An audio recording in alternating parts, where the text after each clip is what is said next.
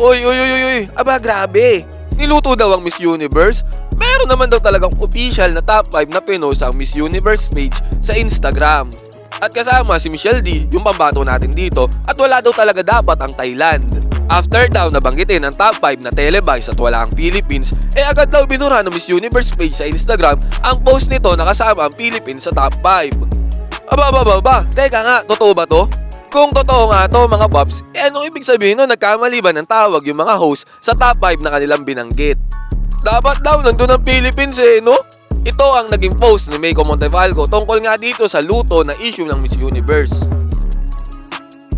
Teka mga paps, basketball channel nga pala tong channel natin Pero mainit to Miss Universe gusto ko content Kaya segue muna tayo, ito naman ang trending ngayon Heto ang ilang mga naging komento ng mga galit na fans at dismayadong fans tungkol nga sa screenshot at issue na to ng Miss U.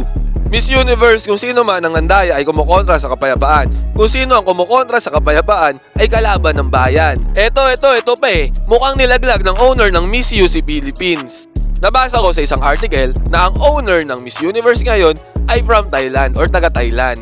Kaya ito ang naging komento ng netizen na to Kaya daw pumasok ang Thailand ay dahil lamang sa owner at tinanggal pa ang Philippines, niluto pa daw. I couldn't believe that Philippines got 2 awards and she didn't include the top 5. Actually, her performance was really good and her advocacy was really strong.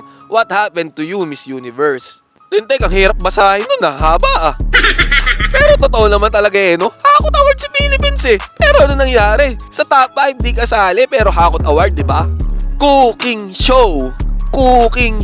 Yun naman ang sinisigaw ni Miss Laika Olieras. Cooking show daw.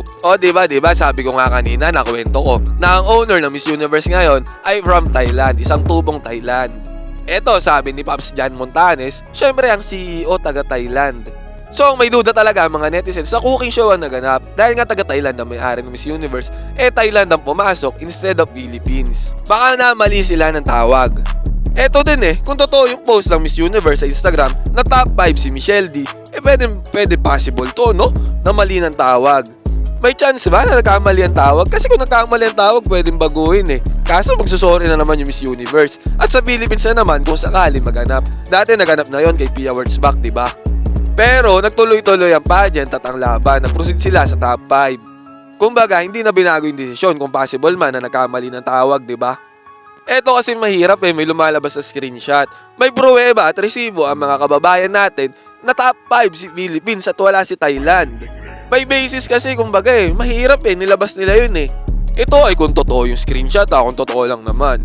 Totoo naman na kahit ako nagdududa ako kung totoo yung screenshot na yun Kayo mga paps, mga madam, hingin ko ang inyong opinion. Tingin nyo totoo ba na may cooking show na naganap at dapat top 5 talaga ang pambato natin na si Michelle D at hindi dapat ang Thailand?